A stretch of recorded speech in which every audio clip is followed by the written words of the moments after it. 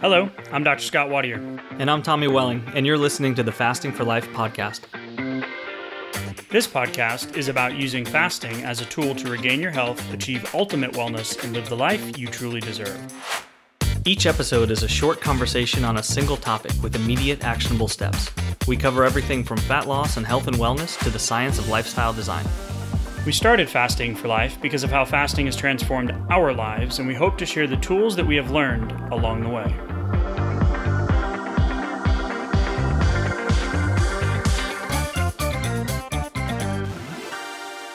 Hey everyone, welcome to the Fasting for Life podcast. My name is Dr. Scott Wadier, and I'm here as always with my good friend and colleague, Tommy Welling. Good afternoon to you, sir. Hey, Scott, how are you? Doing fantastic today, my friend. We are going to be unpacking a fun conversation, one that has been on the radar for months and months and months, with dozens and dozens of questions. And I think it's going to be a good convo and hopefully give you some perspective on fasting, the fasting lifestyle, and how we can use supplementation, nutrition, and fasting windows to really, prevent disease, reverse things like blood sugar related issues like prediabetes and diabetes, and really just, improve that long-term health journey that brought you and I to fasting. So if you guys are new to fasting and you haven't listened to a lot of the episodes, feel free to go back and listen to Tommy and I's original starting point, our journey, episode 1 or 2.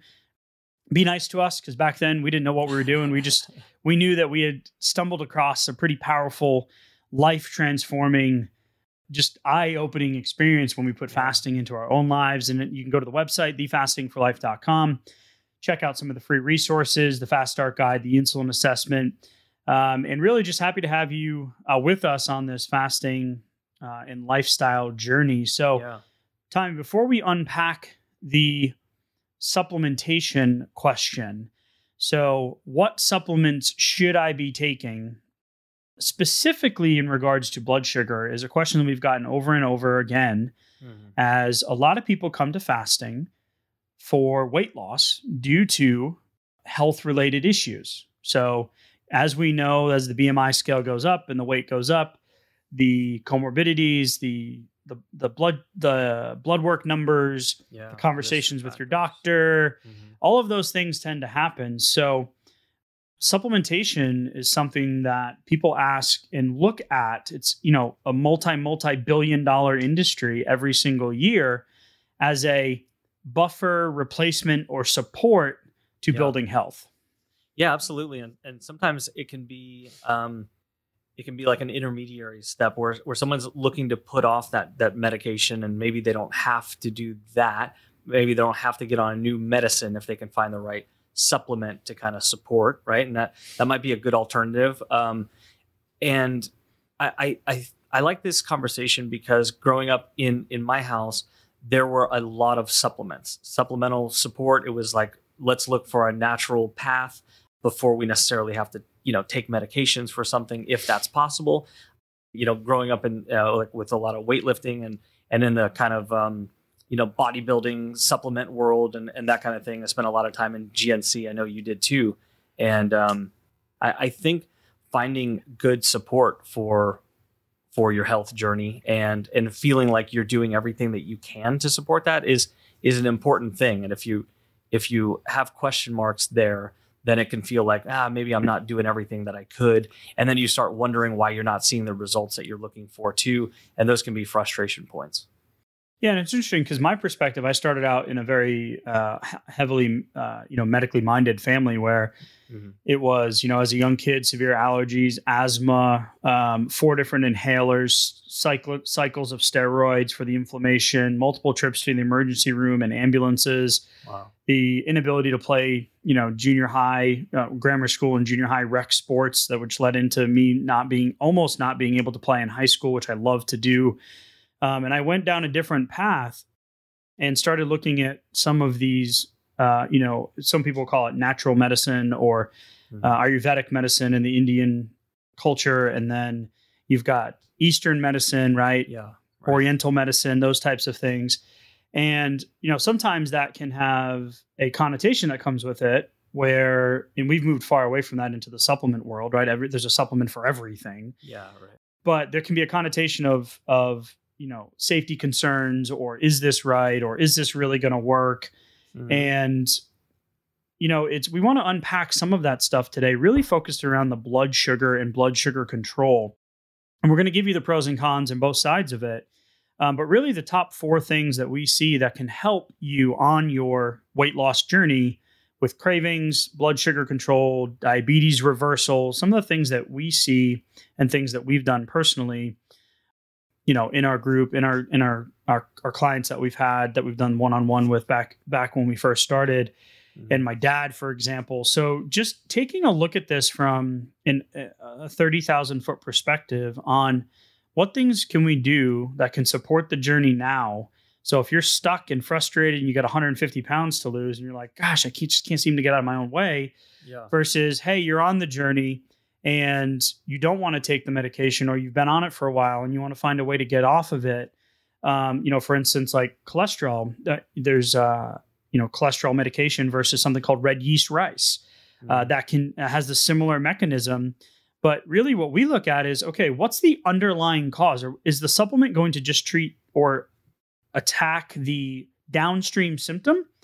Or are we actually going to be able to get to the underlying cause? And that's where fasting is so powerful. So these supplements are not recommendations to say, hey, I don't eat fish. You need healthy omega-3s. I need to supplement with fish oil. Hey, right. I need vitamin D. It's cold 3 months out of the year here in Texas. And some of you are going to laugh. I'm from New England. I get it. 100 inches of snow a year. I used to shovel. That was one of my first jobs, was cleaning sidewalks, right?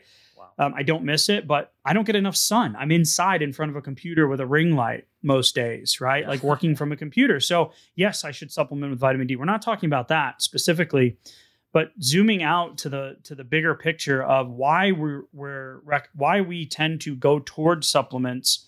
Is that addressing the underlying cause? And then how we can put some of these things into our path or our journey that can make the process that much easier. Yeah. What about even just the question of, do I need to be supplementing on my fasting journey, right? Like, do I need to bring more things into this? Am I fasting the right way if I'm not taking supplementations? Should I add something to that? And then that can get into the conversation about, well, how many tools would you like to have in your arsenal? How many things do you want to bring into the equation? And do you really need them? And I think that's a good example, the 150 pounds, because if you feel like you have a substantial amount to lose, this is going to be a long-term journey. Sometimes it can feel like I just can't break the cycle of certain things, like the cravings, like the blood sugar, the big swings. Yeah, the swings, the emotional connection to food, all that kind of stuff. And so sometimes supplementing can kind of short circuit that cycle, which is a good thing. Yeah, for sure. And that's really where, my journey back in the day started was, all right, what things can I do to allow the process to get the result that I'm looking for, but also to make the process more enjoyable? Because one of the things about health and weight loss, and most people come to fasting for weight loss, but there's so many other health benefits as well. And we've done, episodes and episodes upon those things, on those different types of things. But really it's the sustainability long-term. So for instance, like let's take melatonin, which we're not talking about today, but using melatonin every single night to help you sleep is not a recommended protocol, right? And it's no different than, being on blood pressure medication, where we know lifestyle changes can reverse high blood pressure. Mm-hmm. And just like diabetes, lifestyle changes can reverse diabetes as long as you're not following the American Diabetes Association recommendations of how to follow your meal plans and food pyramid, because you're never going to get there. So we really want to take an approach that is going to allow us to have success and sustainability. So a few key concepts, Tom, we've mentioned a couple already today. One is we're going to talk about a supplement that can help with cravings and those big blood sugar swings, Gymnema sylvestre. We're going to talk about cinnamon and the pros and cons, because there are a couple, and give you some action steps there. Cinnamon is something easy that you can put in your day-to-day if you're worried about blood sugar imbalances or you're trying to reverse getting out of the diabetes category into the pre-diabetes, or from pre-diabetes into a normal, healthy blood sugar range, which, by the way, fasting, super helpful. Right. And then we're going to talk about chromium, vanadium, and I believe that is it right on the list. Let me just check here. Yep. So those main ones today, from the construct of decreasing the blood sugar swings, increasing our insulin sensitivity, decreasing our insulin resistance, and then helping with cravings as well. So, all right, Tommy, let's start with cinnamon. And 100%, okay, let's peek behind the curtain, right? We say that often on the Fasting for Life podcast and in our challenges and in our groups and in the emails and messages that we get, is this, we've never specifically talked about supplements before, but if we had to list the top 3 questions that we get, is what breaks my fast, right? And then, well, what do I eat, right? Like there's that 2-part equation. You've got your fast and then your feeding, right? Or your eating window. And then the third is I would group supplements and exercise kind of together at the same level.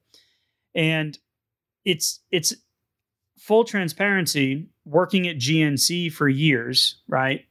Being in the nutrition world, having a minor in it. Well, they don't call it that. They called it a concentration. Loving this type of stuff. Other than that time, we talked about the definition of fiber for 6 weeks in my graduate level nutrition course, because that was awful. So if you ever want to know the real definition of fiber, don't ask me, because I don't want to ever relive that. So I've always had an affinity for it, but being a GNC, people would come in with a symptom, specifically looking for a treatment. And we want to get away from that in terms of long-term, like health planning or health journey, right? Long-term gaining health throughout life. We don't want to be treating a specific symptom just like we would with a medication, but we want to add support to the body to allow that process to be sustainable, right? So there's certain decisions that you're going to have to make when it comes to this stuff. And of course, if you're on medication, you're dealing with certain health things, make sure you talk to your doctor, let them know. Because if you get on Dr. Google and you go down the rabbit hole, and the reason I'm saying this is because today, in preparation, in reviewing the conversation we were going to have in the bullet points and the research articles, I mean, there was a long week or 2 of preparation just on cinnamon, where I learned some things that I had never known. I had to Google how to pronounce some of the compounds, right? So the reason I'm telling you this is there is a big pitfall or a big speed bump in getting quality information. And hopefully that's what we're going to bring to you today in a well-rounded convo. So that's quite the intro of saying we are not experts in this, but we're going to give you the aggregate of all of the information and years of experience, and then some very specific research articles that we found, which as usual, there are some contradictions in them, but we're going to unpack them and then give you some really basic action steps that hopefully you can take away some things that can be put into your fasting and health journey. So cinnamon, that was my disclaimer, by the way, if you guys didn't pick up on that. Okay. So let's talk about cinnamon. Tommy, the study that we found that we want to highlight and start with is really stinking cool. Yeah, it is. Cinnamon improves glucose and lipids of people with type 2 diabetes. And there's a lot of benefits here, because they were looking at things like HDL, LDL, total cholesterol, triglycerides, fasting blood glucose, and saw decreases in basically everything that they were looking at. And it didn't take that long to do either. Within 20 to 60 days, saw substantial decreases in all of these things. And this was news to me. I didn't know that cinnamon had these potential benefits. Honestly, I hadn't looked for something to support my blood sugar when I had major blood sugar issues. I was just kind of like hoping / waiting to not go on medication for these things. Caloric deficit and working out will get me there. Right. That was pretty much my angle. Yeah. Yeah. And specifically for the numbers for serum glucose. So this study looked at 1, 3, and 6 grams of cinnamon daily. Now we're going to unpack cinnamon in a minute and some of a major pitfall that we've seen in the research that's out there versus in a test tube versus in human studies, right? Or in rats versus in human studies. And the cinnamon that's actually studied is not the one that we're going to recommend if you're going to use this as a blood sugar managing supplement throughout your journey here. So there might be an aha moment for some of you, as there was for me looking into this. The serum glucose or the fasting glucose in the 6 gram group, right? That was the one that showed the most improvement. Yeah. For fasting glucose was an 18 to 29% decrease. For triglycerides was a 23 to 30% decrease. LDL, right, air quotes, bad cholesterol was 7 to 27% decrease. A lot of volatility in that one. And total cholesterol, 12 to 26% decrease. Yeah. And changes in HDL were not significant, right? And these were noted that this was noted that there were no significant changes in the placebo groups. And cinnamon was consumed for 40 days, followed by a 20-day washout period, which is cool because that really shows that the effectiveness of the dose and that, when you start a supplement that, people really want that immediate, like I took an aspirin and the headache goes away. Right. That's not really how it works. Yeah. Now, when I saw the dosages there, 1 grams, 3 grams, and 6 grams, my first thought was 6 grams sounds like a lot. Is that a whole bunch? Is that a realistic, it's a teaspoon for me to take? Okay. A teaspoon. Okay. That's not too bad. No, but I did the same thing. And this is actually where it opened up a rabbit hole where I was working in GNC, right, for years through grad school. And people would come in, hey, my doctor said I need to take cinnamon. And okay, here's our blood sugar control supplement. It has however many milligrams of cinnamon. Yeah. Here you go. Right. And then we had some blends that had like chromium in them. We'll get to chromium in a minute. And I would just, here it is. But what we found by prepping for this was that the majority of the cinnamon that's on the market is called, let me back up for a second. There's 2 different forms of cinnamon. And the one that's on the market that you find in spice aisles and in supplements is not the one that we want to be taking. And it's also the one that is found in the majority of the research that is done in humans. But there's an issue with it. So kasha cinnamon, it's kind of like kashi, but it's in pronunciation, but not an E at the end, an A. So kasha, it's CASSIA. And then Ceylon or Ceylon cinnamon, CEYLON. And there's 2 different forms. They're from 2 different places in the world, right? And the one that is mostly manufactured and that we find in our stores and shelves is the kasha cinnamon.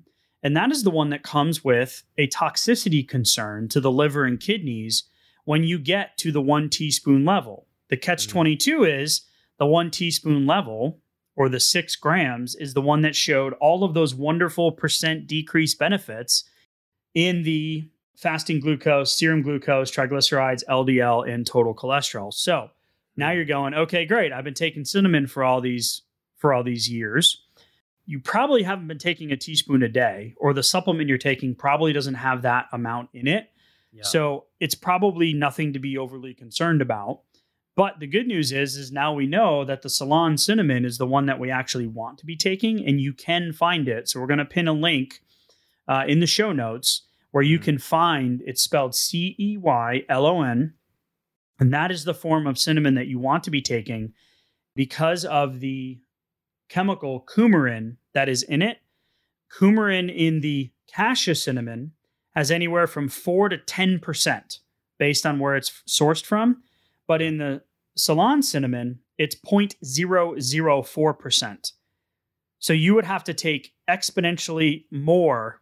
Like you would have to like eat the whole bottle to have any concern of getting to that level of coumarin that's in the cassia cinnamon. Now, this was all new to me. So I was like, man, I think I told my dad to take cinnamon years ago because he was pre-diabetic. Yeah, right. Yeah, this is one of those things where I know a lot of people coming into fasting who are like on the verge of getting that prescription, or they're kind of being threatened, right now with, hey, I'm about to have to put you on some medication to control. And you need to go on metformin. We did a whole episode on berberine and metformin too. So go listen to that if that's you. Yeah.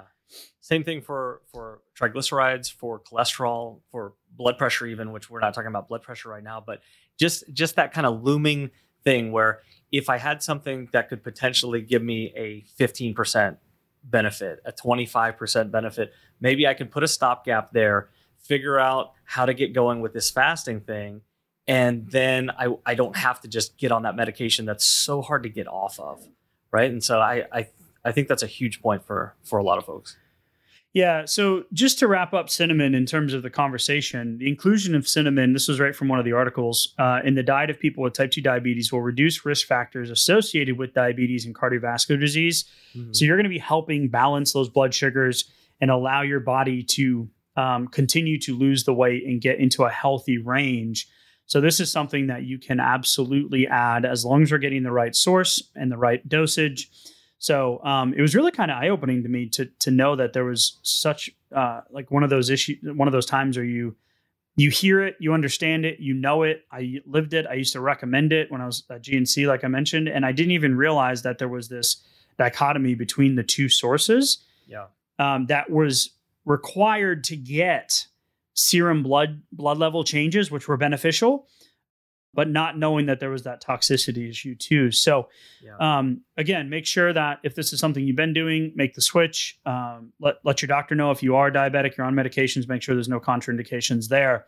Mm-hmm. But really eye-opening about cinnamon. I want to transition into chromium, or chromium picolinate specifically. And this is something that I have taken personally. I've used it just like berberine that we talked about in the previous episode, when it comes to the differences between berberine and metformin and how their mechanism is similar but comes with less side effects. And we want to talk about these things for the short-term journey rather than the long-term, hey, I'm on this for the rest of my life type situation. Right. This study from Molecular Endocrinology in 2006, chromium activates glucose transporter 4 trafficking and enhances insulin-stimulated glucose transport in 3T3L1 adipocytes via cholesterol-dependent mechanism. I only say that because we're going to make this really stinking simple, that chromium and vanadium together, chromium picolinate, have been shown to have great effects on blood stabilization, blood sugar stabilization. Yeah, they're working in skeletal muscle, they're working in the liver, and working in the fat cells even to help glucose transporter mechanisms. They're helping to shuttle the glucose where it needs to be, so it's not just sitting there raising blood sugar levels to overly high levels or keeping them there longer, which is exactly what we're looking to fix with fasting a lot of times. And this is directly supporting that cause, which is super cool. I didn't even know that chromium or vanadium could do these things. Yeah, so it's interesting because we're not going to go down all of the the different pathways, and there was multiple studies on chromium, less on vanadium, but still enough to show that chromium acts to increase the production of the transport molecule that allows your body to process the blood sugar more effectively, right? And it opens up a window that allows the cell to have it flow down the concentration gradient into the cell where it can actually be used for energy. So it can stabilize blood sugar levels by reducing the insulin needed, right? Mm-hmm. So you're going to get a blood sugar balancing effect. And the last thing we're going to talk about today is cravings, right? So the more we can get just envision this like an old sine wave. If you go back into math class, right? Yeah. You've got that up and down, right? The wave form. Mm-hmm. The higher and lower those spikes, the more volatility. We want to reduce those spikes and get them into a more controlled range. Right. And that's what chromium is going to do. In combination with vanadium, vanadium's a trace mineral that mimics insulin in improving the cell's sensitivity to insulin. And there was a cool study here that was done in rats that they were induced to have diabetes, and then the use of these supplements showed the complete reversal. Yeah, and they literally were watching the antioxidative properties of vanadium working within those rats that were induced to have type 2 diabetes, literally increasing the liver activity to break down the sugar that was ingested, lowered the blood sugar levels, lowered insulin secretion, and just a complete antioxidative response that was almost back to normal non-insulin dependent diabetes levels, which is incredible. Yeah, I love the fact that these might be new words, right? Like chromium picolinate. What? I've never even heard of that. Vanadium, huh? What? Like, right. Where do I get this? How do I find it? Right? A lot of this stuff naturally comes from our food supply. Sure. This is a trace mineral, right? So I'll give you some, I'll rat-a-tat-tat those sources here in just a second. But if we're combining the 125 to 250 micrograms of chromium and 375 to 700 micrograms of vanadium, we're going to see, especially in higher carbohydrate meals, they're going to improve your postprandial blood sugar significantly. So post-meal blood sugar, right? So if we're talking about walking post-meal, fasting, adding supplementation, using cinnamon, using these type of supplements, we want to be able to apply them to real life situations. So we want to mute those blood sugar swings. We want to get the blood sugar balance down. We want to improve the insulin sensitivity of the cells or the insulin production in certain cases, depending on if we're talking type 1 or type 2. And a lot of multivitamins will have some of these supplements in there. So if you can get a good whole food source multivitamin, you may be able to kind of kill two birds with one stone here. You can get chromium picolinate separately. And then for vanadium, the micronutrient, and there's articles and research out there, more recent stuff as well, but foods that are nutrient rich in vanadium are going to be dill seed, which I don't know of a way other than putting that in like soups and stews, right? To get that. Yeah. Black pepper. So coarse black pepper, shellfish, spinach, mushrooms, whole ancient grains, raw dairy products, ground parsley, for instance, just simple things that you can add into your nutrition windows that can also get you some of the additional benefits. Because sometimes, just going straight to a supplement, less is better than more sometimes in terms of getting a whole food source rather than just having to go straight to a supplement. This just reminded me of the point that I want to make sure that we're also clear on, which is that when you're fasting, like each time you go to break your fast, that's a really important time to make sure you're focused on good nutrition, like being intentional with well-balanced food and actually thinking through that. Like when I first started fasting, sometimes it felt like, oh, okay, cool. Now I have an opportunity to, have a meal that I missed out on, have some sort of food that was maybe a little more indulgent or something like that. And wasn't really serving my goals, but I had already seen the scale start to move. But, it really is an opportunity for good nutrition. And just the fact that like a balanced plate may have a good amount of things like vanadium or chromium, in there means I don't have to worry so much about bringing this stuff in as like a one-off from supplementation, just using that meal, that eating window or that meal as a good nutrition opportunity right there. Now, don't get me wrong. You can, in the beginning, if you've got some considerable weight to lose, like when I had 50 pounds to lose, I could pretty much break my window whatever I wanted.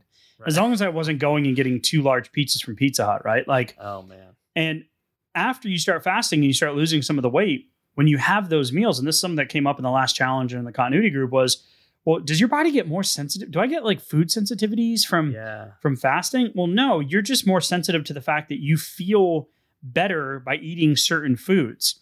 Right. So like you won't touch pizza anymore. I won't do Mexican food anymore. I don't feel good after. So I love that perspective of kind of growing through the process. Right. Like, and we always say the first time you break a 24-hour fast, if you've ever done OMAD and you were doing intermittent and you want to break through a plateau, that was our first resource, the Fast Star Guide. You can go to the website, you can download it, thefastingforlife.com. It's 6 simple steps to do OMAD. Right. If you've never done OMAD, 1 meal a day, then you break your fast. I ate everything. And it wasn't like I went to the Pizza Hut. I had grass-fed burgers. I had raw cheese. I had, some home-cooked brown jasmine rice. I had, popcorn. One of the protein bars that I missed out on, right? I had 6 cups of popcorn. I was like putting this all in this little 2-hour window, being like, yeah, I'm going to eat all the stuff and then after that, I was like, and you told me not to, I felt like crap. I ate way too much, right? It was like way too much. I know. And you were right. So I just love that perspective that yes, we have an opportunity here to get some good nutrient dense foods into our body, and simply adding like foods that I just mentioned and things like cinnamon into your diet can be helpful for that long-term health benefit. So the last one, Tommy, that we're going to talk about today is Gymnema sylvestre. And this one is really specifically, if you go back through, the old origination of this, is you're going to look at, in going back through the old grammar and the root words of it, is going to be the destroyer of sugar, right? In Hindi, destroyer of sugar. So it helps reduce sugar cravings and balance blood sugar naturally. Yeah. And I forgot that I used to use this when I was in my powerlifting days. I used to take this, and it was a recommendation from the owner of GNC, who was like this crazy natural bodybuilder guy. Yeah. And he's like, no, you need this. And I was like, why? He's like, because it's going to help balance your blood sugars. You're going to have less cravings. You're not going to be hungry as much all the time, even though I was eating 6 times a day and all this other stuff. Plus, snacks and late night snacks before bed just to make sure I hit my protein numbers. Gymnema has powerful phytonutrients that have adaptogenic qualities that really help your body with stress. Stress is one of the main triggers of emotional eating, cravings, hunger, old habits, old eating patterns. Like, we're connecting a lot of dots here in I just have this relationship with food, or I crave sugar, or I crave this certain insert your vice here.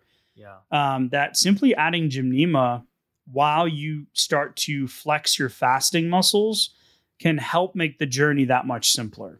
Yeah, especially in the beginning. Like when I started fasting, I had 80 or 90 pounds that I wanted to lose. And I mean, we get emails from a lot of folks, 100 pounds, 150, 200 plus pounds, who it feels like they don't know where to kind of break that cycle, that craving behavior, indulgent, making myself feel better, but I'm frustrated because I'm not seeing the scale move. And like, I just can't seem to get traction / get out of my own way. And I feel like this could be like, this might be something helpful. If I'm feeling that way, to kind of help me throw a wrench into that cycle that I just can't seem to get out of. Yeah. The cool thing about adaptogenic things like this is that they also have additional benefits too.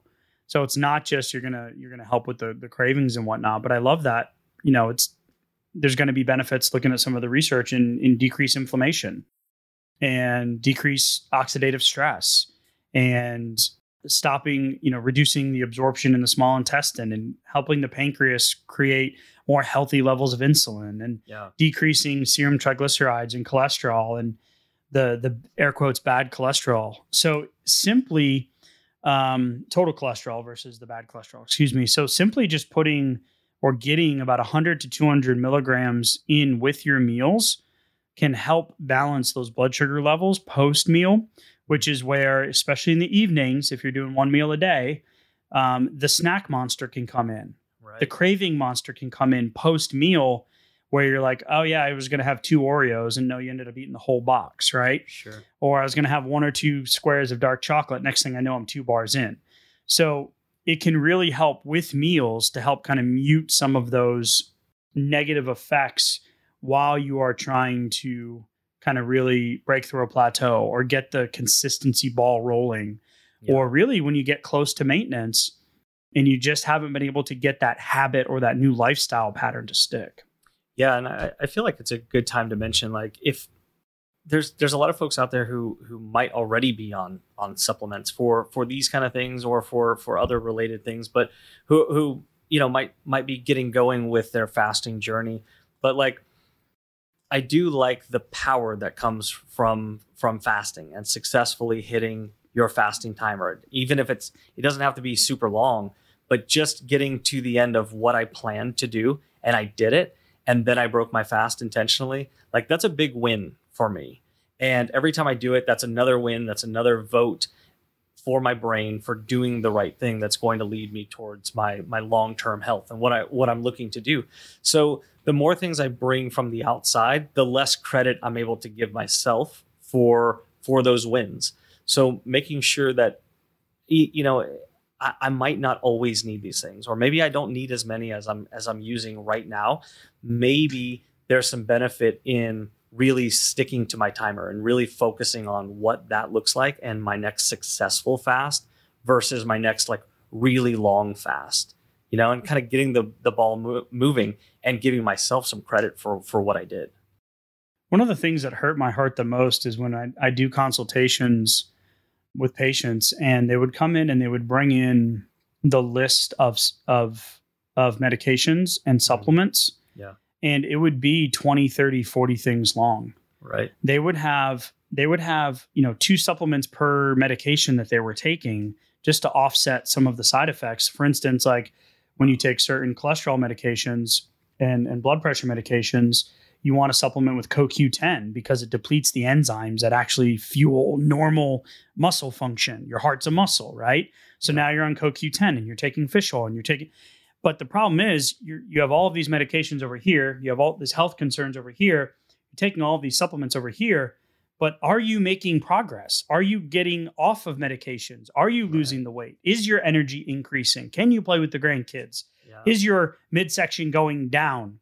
And not just keeping your numbers between the goalposts when you have your yearly blood work done or your checkups, but really making a conscious effort, Tommy, what you just said was to hit those metrics and know that you're in control, that the decisions that you're making and the action steps that you're taking by your fasting windows, by your nutrient, by your feeding windows where you can have your nutrient opportunities, right? Your meals that you can put in with some intentionality. Right. We really start to where we started this conversation today, Tommy, was kind of zoom out to the bigger picture. And so what I heard you say there, and the reason I told that story was don't just run out and put all of these things in. Yeah. Right? That's not what we're saying. All right. If you are on them on cinnamon, make the switch. If you're looking for something to help with sugar cravings, go ahead. There we go. If you are struggling with big blood sugar swings, then chromium and vanadium may be an option for you. But sticking to the basics is what you and I got results with and what a lot of people do get results with. But this question, we just couldn't ignore it anymore.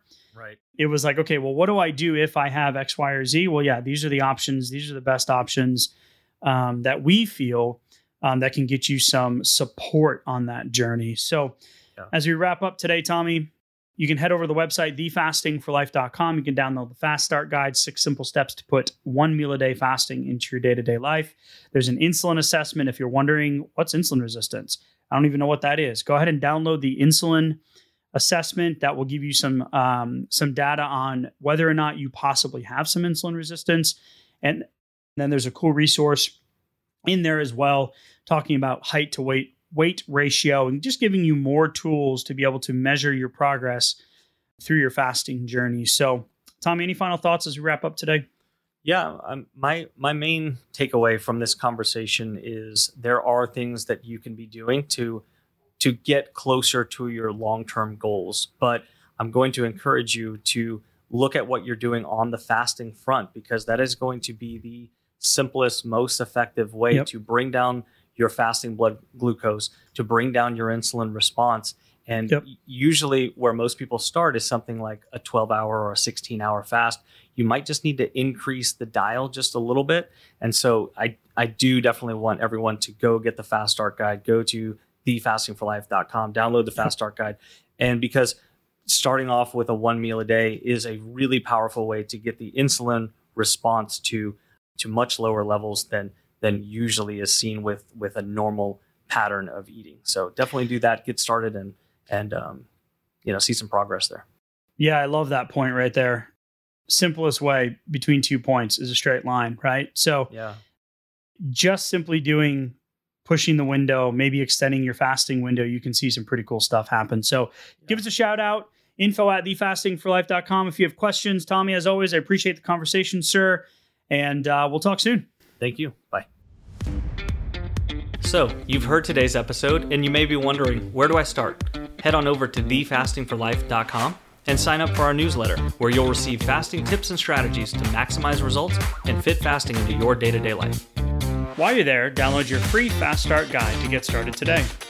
Don't forget to subscribe on iTunes, Spotify, or wherever you get your podcasts. Make sure to leave us a 5-star review, and we'll be back next week with another episode of Fasting for Life.